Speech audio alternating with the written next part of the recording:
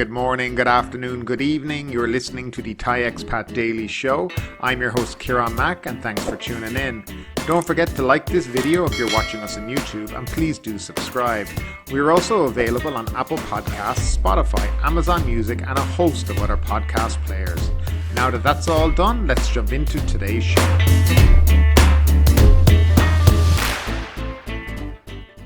Well, hello there and welcome back to the Thai Expat Daily Show. I'm Kieran Mack as always. Now today is Monday, the 11th of July 2022. And before we start this podcast, I'd love if you could please like this video if you're watching us on YouTube. Please subscribe to the channel if you haven't already. And if you get an opportunity, we'd love if you could share this podcast, whether it's on YouTube or wherever you're listening it, to Twitter or Facebook, because it certainly will help with the reach and the algorithm. So let's jump into the first story of the day. Prayut faces censor but eyes keeping power in 2023 election. Prime Minister Prayut Chan-o-cha is encountering another tough test that could oust him from power in the final stretch of his 4-year term, as he is set to face a fourth no-confidence motion later this month. The opposition bloc, led by the Pheu Thai party last month, filed the censure motion against General Prayut and 10 ministers for failing to solve economic problems, prevent corruption and mishandling the COVID-19 pandemic crisis. The issues are similar to those General Prayut had been accused of in a 2021 no-confidence motion, but it is uncertain whether he will win the confidence vote, as he is in a more vulnerable position due to friction within the ruling Palang Pracharat party and the post-pandemic economic recovery being impeded by Russia's invasion of Ukraine. If General Prayut loses, he will step down and a new Prime Minister will be chosen from members of the House of Representatives, with the names of possible candidates including Deputy Prime Minister Anutin Charnvirakul, who heads the coalition party Bumjai Thai Party, emerging. In case General Prayut survives, Pheu Thai is expected to file a petition to the Constitutional Court to rule on the issue of General Prayut's apparent bid to secure a controversial third term.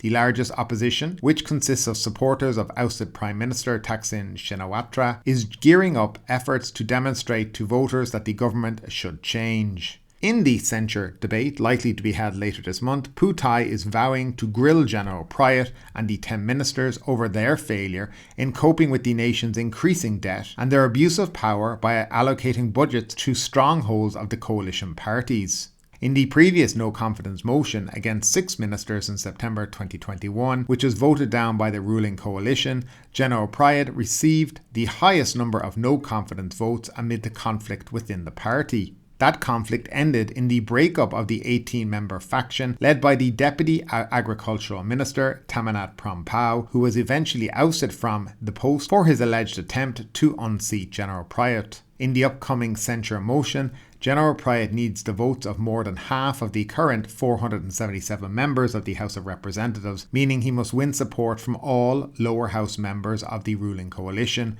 formed by Palang Pracharat and over 10 other parties and those of some opposition parties including Tamanat's party. Now, Wan Wishit Boonprong, a political lecturer at Rangsit University, believes General Prayut will survive the censure motion by making money deals with the coalition partners and also some policymakers of the opposition. But the leader, believed to be aiming for his third term, would face another hurdle. General Prayut, a former army general who led a military coup in 2014, assumed the premier post of the military government in August that year. While his 2 4-year terms would end this August, General Prayut's aides have argued since earlier this year that his term started technically in 2019 under the 2017 constitution, maintaining that he could stay in the country's top post until 2023. Rebuting the claim, the opposition has raised a legal question and will likely file a petition to the Constitutional Court to rule on the term issue if General Prayut survives the no-confidence debate. And moving along, hoteliers deride government proposals for dual pricing, and this is a story that we covered in the last podcast. Hoteliers have expressed concerns about the government's plan to set dual pricing for foreign tourists and locals, saying the move is impractical and demanding the administration roll out effective promotions to spur tourism sentiment in an effort to increase room rates. The idea of dual pricing is impractical as room rates shift dynamically based on market conditions, said Marisa Sukasal, president of the Thai Hotels Association. Hotels in each tier also use different strategies to set prices, she added. If demand increases to support hotel occupancy, then the rate will automatically increase, said Miss Marisa. On Wednesday, a government spokesperson said hoteliers will be asked to implement a dual tariff structure under which foreign tourists will be charged pre-pandemic prices while discounted rates are maintained for locals. Every hotelier would like to operate with higher and fair rates to gain a larger margin, but it is difficult to do so because of heated competition and oversupply. Operators have to use pricing strategy to gain cash flow, said Ms. Marisa. In addition to a tourism plan for the international market, the government can jointly conduct domestic campaigns with the association to offer special prices for Thais and increase domestic trips, she said. Suksit Suvakatal, president of the Thai Hotel Association Southern Chapter, said it is common for hotels to offer discounted rates for Thai residents and normal rates for foreign visitors, but hoteliers cannot raise their prices to levels tallied in 2019 because demand is too weak. The current room rates in Phuket are still 30 to 40% lower than rates in 2019, and a full recovery is not expected in this upcoming high season, he said. Half of the hotels on the island remain closed, while the volume of tourists has rebounded to only 30% of the pre-COVID level, said Mr. Suksit. He said the government should urge hotel operators to focus on the domestic market, as an increase in room rates could drive locals to travel overseas instead. The We Travel Together hotel subsidy scheme needs to continue until the end of the year to maintain domestic tourism momentum, said Mr. Suksit. Responding to the dual pricing proposal, Charantip Tiaporn, president of the Tourism Council of Krabi, said this sensitive issue could create a negative tourism image because everyone needs to be treated equally and clear communication is essential. Krabi hotels have slashed room rates by at least 50% from levels in 2019. Bookings are expected to reach the pre-pandemic levels in the fourth quarter thanks to forward bookings from the Scandinavian market in December and support from domestic guests, she said. Piyapat Ratchabakaran, the Tourism and Sports Minister, said the government did not give a mandatory order about the issue but wants to encourage hotels to shift room rates based on the market. The administration wants to avoid overpricing, support cash flow and maintain the service standard of hotels. So this is a story we discussed the last day in which the government were basically talking about hotels having to charge pre-pandemic prices for foreign tourists while Thais, local Thais here in the country would pay or get a discounted rate. Now, I read another article similar to this, but it was the government rolling back on it saying it wasn't going to be mandatory, we're just asking for hotels to do it. Now, hotels have really pushed back against this because this is not something they want to do. At the end of the day, hotels are in the business to make money, and the room rate, whether it's for a Thai or a foreigner, will be based on market conditions. It won't be based on where you come from, the colour of your skin, how much money you have in your pocket. If you can afford to stay at their hotel, then you can come and stay at the hotel. Now, this other subsidy scheme that they're calling for to be extended, this We Travel Together hotel subsidy scheme, we've talked about this in the programme before. It's where the government pay 40% of the room rate for Thai citizens, and the Thai citizen will pay the remainder 60%. They also get some vouchers to spend while in the hotel, but generally they don't spend them in the hotel, they'll spend them outside at local participating restaurants. Now, I would be against this for the fundamental reason that this is coming from the taxpayer. The taxpayer are basically paying for people, right, to go on holidays for a few days. Now, that's not where people want their tax money to be going to. And that's my opinion on this. People would expect their tax money to be used in an appropriate manner, especially when the country is on its knees and in need of things such as, food for the poor and, making sure that children have uniforms when they're going to school and children are being looked after and things like this. And people, the idea that taxpayers' money is going to be funding people to head off on a holiday, every other weekend is just ludicrous in my opinion. Now, it's gone on, this program's been extended 4 or 5 times, but at the end of the day, the country are borrowing money left, right and centre just to keep it going. So where's the money going to come for all this again? And I think at some point the hand needs to go up by somebody and say, listen, enough is enough. If you can afford to go away on a holiday for a few days, then you can afford to do it. And if you can't, then you can't. And we have to kind of practice monetary budgeting during this time. The cost of living is increasing everywhere around the world, and not just in Europe or America, but in Thailand too. Prices are going up. And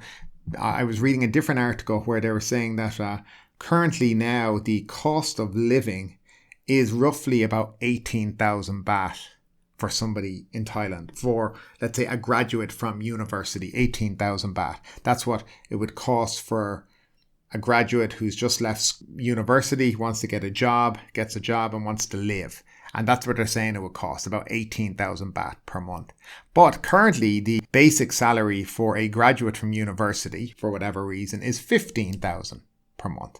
So there's a shortfall already of about 3,000. Now, the government promised during the last election campaign that this would be increased to 20,000 per month. Of course, it never happened. They'll blame COVID and everything else. But the way I see it, if you have money to be given to people to go on holidays and support the hotel industry with 40% room rates, 40% of the room rate to hoteliers, and you're able to support people to go on holidays, then you should be able to support people's basic cost of living increases and do what you promised that you would do for people. And I think there needs to come a point where this kind of program needs to be scrapped, and we need to focus on demand and supply. And if you can afford to go on away on a holiday, you go on your holiday. And if you can't, then you save. And when you can afford, you go on it.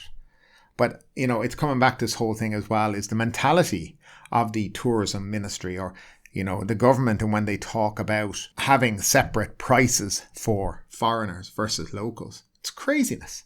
And of course, the minute it would be published on BBC or CNN or, NBC or wherever it would be, as soon as it hits the papers abroad, the government, as you can see, are already backtracking. No, we're not going to make people do it. It's all a misunderstanding, which is always the case here. I mean, sometimes you need to wonder how these people did they ever run a business? I mean, surely before you decide that you're going to open your mouth and talk about this, that you would sit down with the Hotel Federation, the Hotel Association. What do you think of this plan? Get their opinion. Have a public consultation about. And if you're going to make it as a policy, then you talk to the different stakeholders. You don't just go and announce it without talking to anybody and then look like idiots backtracking as soon as everybody pushes, against it, saying this is ludicrous. It's absolutely nonsense. So yeah, it's the normal thing that's been going on here for the last 2 years or so. Fuzzy thinking, no focus on what's going on, and really I think we've all come to expect it. But I'd love to know, guys, what you think about it. Obviously from the last podcast, the dual pricing is not popular, but what do you think is the mindset of the government here when they continuously announce things and then backtrack on it?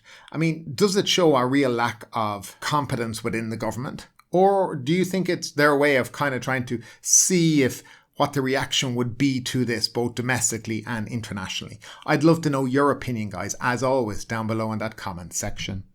And next up, the Tourism Authority of Thailand to propose visa fee exemptions to lure more foreign tourists. The Tourism Authority of Thailand will ask the CCSA, that's the Centre for COVID-19 Situation Administration, to consider waiving visa fees until the year end to promote arrivals and increase spending by foreign tourists. TAT Governor Yuttasak Supasorn said the proposal would be raised at the next CCSA meeting, which has not been scheduled yet.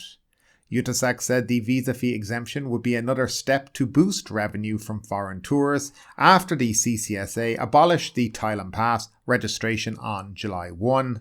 TAT expects revenue of 1.5 trillion baht this year compared to 3 trillion baht in 2019 before the COVID pandemic, the governor said. Tourism operators have been calling for the exemption of visa fees once approved until December 31st. The fee is currently 1,000 baht for those applying for a visa before arrival and 2,000 for a visa on arrival. Yuttasak said tour operators also propose that the government extend tourism visas from 30 to 45 days for those seeking one in advance and the visa on arrival from 15 to 45 days. The operators believed a visa exemption and longer stay would encourage more foreign tourists to visit Thailand and stay longer, and thus spend more in the kingdom. They also pointed out that the two proposals would support the government's Visit Thailand Year 2022-2023 policy. The private sector and TAT has seen that foreign tourists normally plan his or her tourism budget. If tourists don't need to pay visa fees, they would spend the money in our country, Yuttasak explained. He said TAT expected about 5 million to 7 million foreign tourists to visit Thailand in the second half of this year and spend some 5 to 7 billion baht injecting money into the domestic economy. This money will distribute income better to the grassroots people. In particular, Indian tourists who travel in families will spend more here if they don't have to pay 8,000 baht to 10,000 baht for visa fees alone, Yuttasak said. However, he said the proposal would have to be considered by other related government agencies as well. Visa applications are under responsibility of the Foreign Ministry, while the Immigration Bureau oversees the visa on arrival, he said. Yuttasak noted that after Thailand Pass was discontinued on July 1, the number of foreign arrivals jumped to some 38 to 40,000 a day, compared to the 25 to 30,000 a day in June. If the current rate of international arrivals continue, the number of foreign tourists will exceed 1 million per month.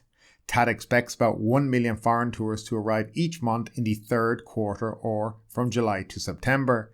The number will increase to 1.5 million in the fourth quarter, Yuttasak believed. He said TAT expects about 9.5 million foreign tourists to visit Thailand this year, if there are enough flights for them.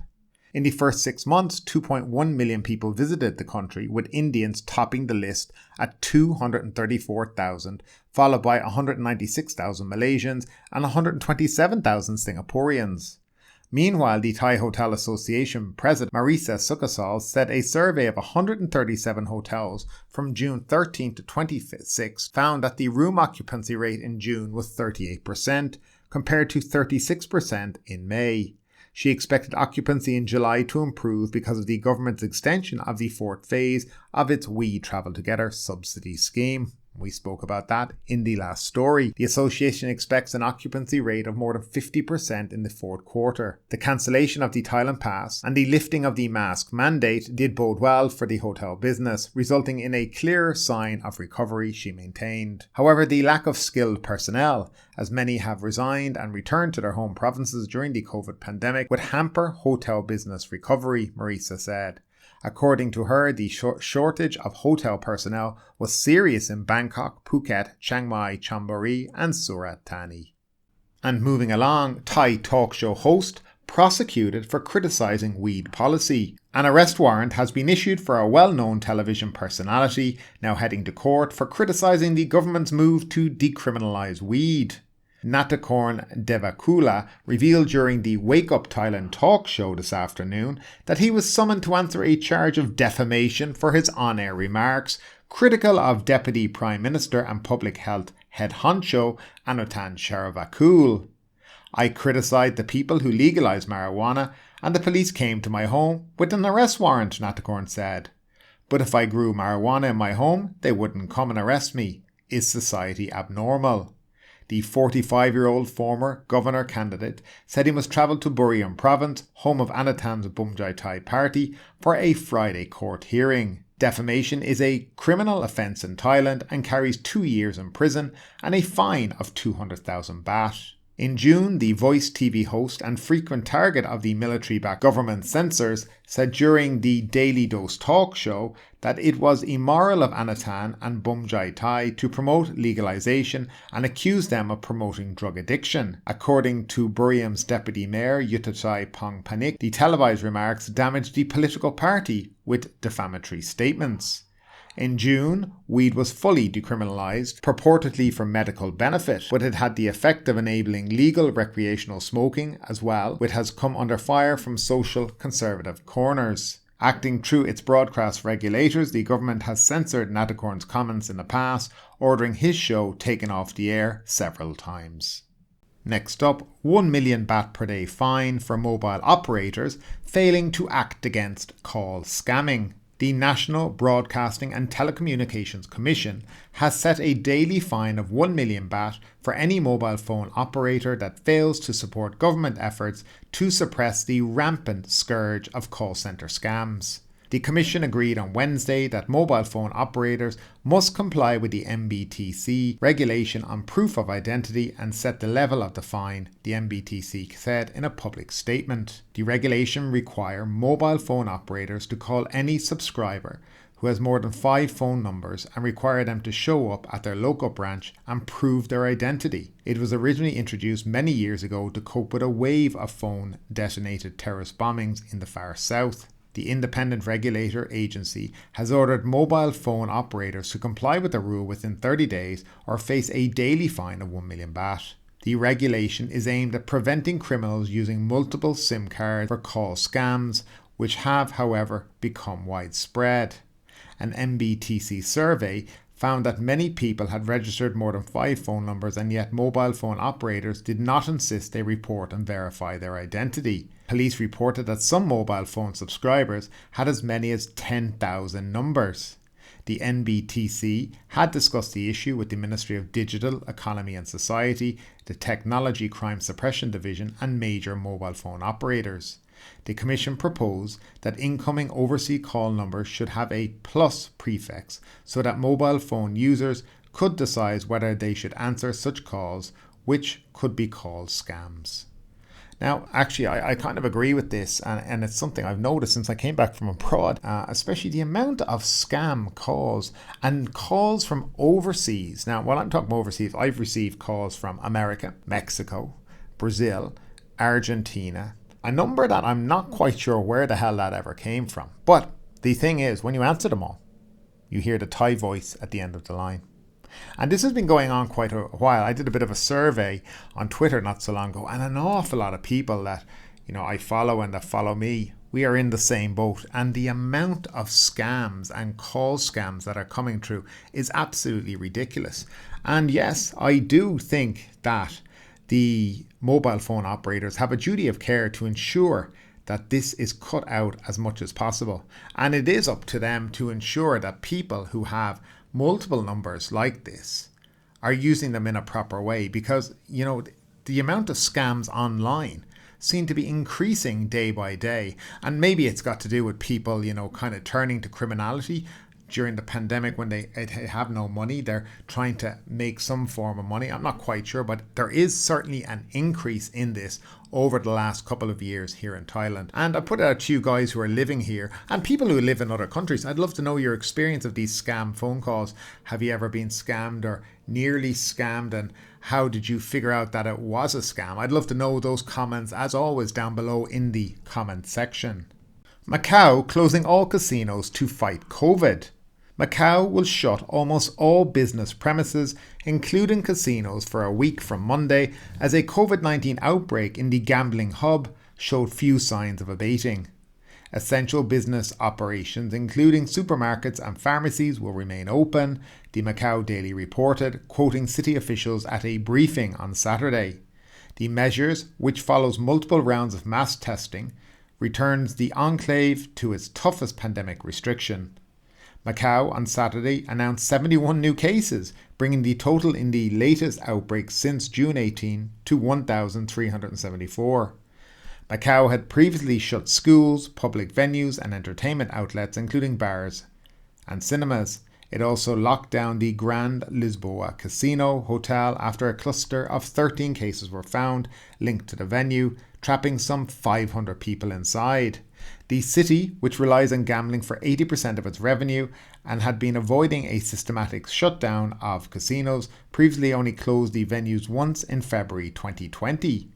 Macau is following China's zero-COVID playbook, relying on mass testing and the confinement of residents to identify and then squash transmission chains. But the policies have left the mainland mired in a cycle of unpredictable stop-start restrictions that are taking an enormous economic and social toll. The curbs are likely to deal a substantial blow to the gambling hub, which has been struggling with a dearth of tourists and slumping revenue as mainland policies discourage travel to the territory. Beyond the virus, the casinos industry is facing other challenges, including a new law that significantly increases government control over operators and Beijing's crackdown on high-rolling gamblers to curb capital outflows. And finally, the Phuket News Daily Report. Crocodiles not starving at Phuket tourist attraction, officials confirm. The owner and operator of a Phuket crocodile tourist attraction that was forced to close during the pandemic has refuted allegations that the crocodiles still on site are neglected to the point that they are starving and eating each other. Phuket ramps up tsunami warning readiness. Disaster officials are to test to tsunami warning sirens in all 5 Andaman provinces every day by playing the national anthem at 8 a.m, and local administrations are to check their areas to ensure tsunami evacuation signs can be clearly seen and are in good order. And finally, Saracen Bridge jump prevented. A man was prevented from jumping off the Saracen Bridge this afternoon. Finally, just a little app of the day and something I discovered recently. There's an app that's both in the Android and the iOS store. It's called Thai Disaster Alert. Now, this app basically will tell you about extreme weather alerts, tsunami warnings, and things like this. You just fill out some details when you log into it, and you can set the alerts to come in your phone, and then you'll see whenever there's a heavy weather alert, a tsunami warning, and stuff like this, and it comes in very handy. Now, the only downside to this is that the alerts are in Thai, but it's very easy to translate them as long as you've got Google Translate on your phone. But it is something that is worth having on your phone if you live here on one of the Andaman Coast provinces, and it's just something I highly recommend, but wanted to share with you guys. But ultimately, with this story or anything else that stood out to you today, I'd love to know your thoughts in the comments down below. Because yes, this is a news show, but it's also a conversation. Now keep that conversation going. Make sure you like this video, subscribe to the channel, share the video, and do all the good stuff that does help that YouTube algorithm. But ultimately, my name is Kieran Mack. You've been listening to the Thai Expat Daily Show, and we will see you next time.